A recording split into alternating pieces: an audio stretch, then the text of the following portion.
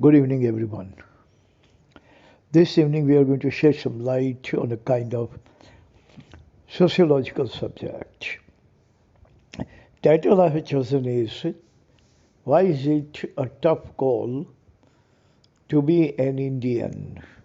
Why it is so hard to be an Indian?" I have lived in USA for 20 years, and I have been here for 25 years. And before leaving for USA, I was here for 25 years. So now I just cannot understand, that what is wrong that every single thing is so irritating in India, and what is so positive thing that every single thing is so happy, so positive in America. People are the same, education is the same, work that they do is the same. We do the same kind of work. We get the same kind of education. We put in the same number of hours. We even work harder than they do. They count 40 hours per week. That's all, and we put around 60 hours a week. Most of us work 10 hours every day. 6.5 days. There's 65 hours. Now still, we are not actually that comfortable, that convenient things over here as convenient things are over there. I have actually chosen 5 points to elaborate why it is tough call, why it is very, very tough to be an Indian. Point number one is Malthusian society to navigate through. Partly it is the quality of society, which is very dilapidated, quality is very cheap, quality is absolutely malaise.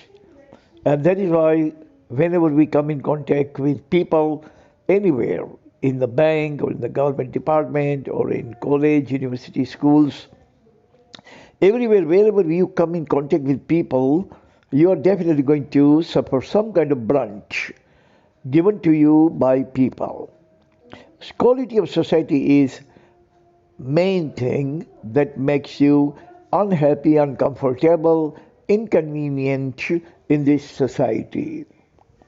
Whereas in the Western society, quality of people, we can we can say the human development index is so high that when they talk to you, you come in contact with them, you really leave with an impression how nice that fellow was.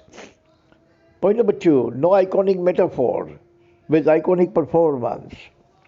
We don't have any iconic metaphor, iconic person that we can give example,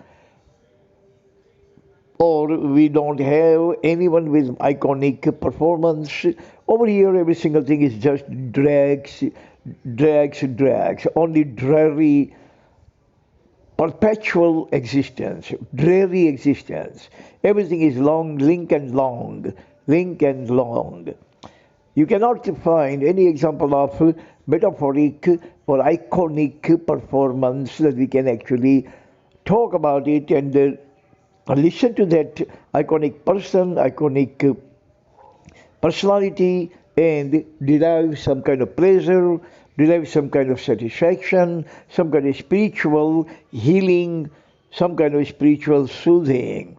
Don't have that kind of person. You don't come in contact with that kind of person. All the person that you come in contact are all, we can say, average type of very low educated, lowly type of people.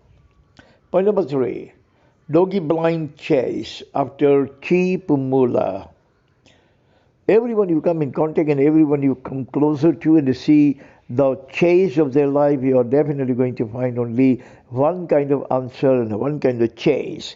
And that chase is everybody is chasing after a cheap moolah. No one wants to wait to become rich, but everyone is looking for a shortcut to become rich person overnight by hook or by crook, and most probably by crook, cheating, swindling, deceiving. These kind of practices are going on in India, kleptocracy, has been ubiquitous, corruption is ubiquitous, cheating is ubiquitous, adulteration, profit, all holding and profiteering, these things are all ubiquitous. Person doesn't have any kind of patience to make money, but impatiently they want to just pile up the money by hook or by crook. Point number three, crab mentality ubiquitous. Crab. You must have seen the crab's oceanic existence with number of legs. If you put one crab in a basket, then this crab is going to climb up the basket and escape. But if you put two crabs, two, then neither crab will be able to escape, because as one crab is climbing up, other crab is going to pull him down, and that crab is try to climb up and go through, that the second crab is going to pull it down. So neither will be able to get out of the basket. Same thing is happening here in the society, and the same kind of mentality that people have developed. If you are rising, someone is going to pull your leg and bring it down. And if someone is rising, that we are going to pull his leg and bring him down. This will nobody actually progresses, and nobody is able to get out of this social malaise, that malaise of impoverishment, malaise of ignorance, malaise of ignorantia syndrome, and malaise of ignoramus society.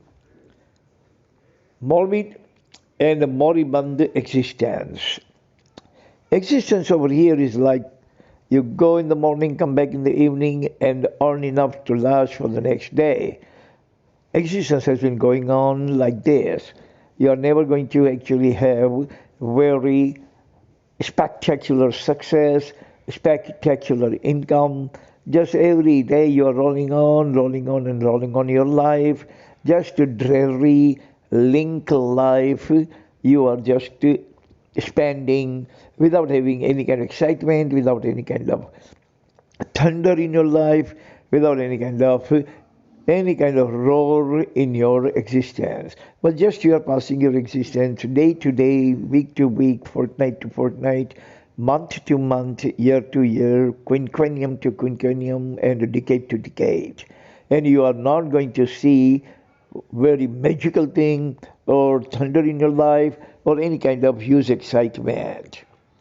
So these are the 5 points elaborating why the existence of Indian society is so dry and dreary. Thank you very much for listening. See you again next time. Until then, God bless everyone on this planet. Amen.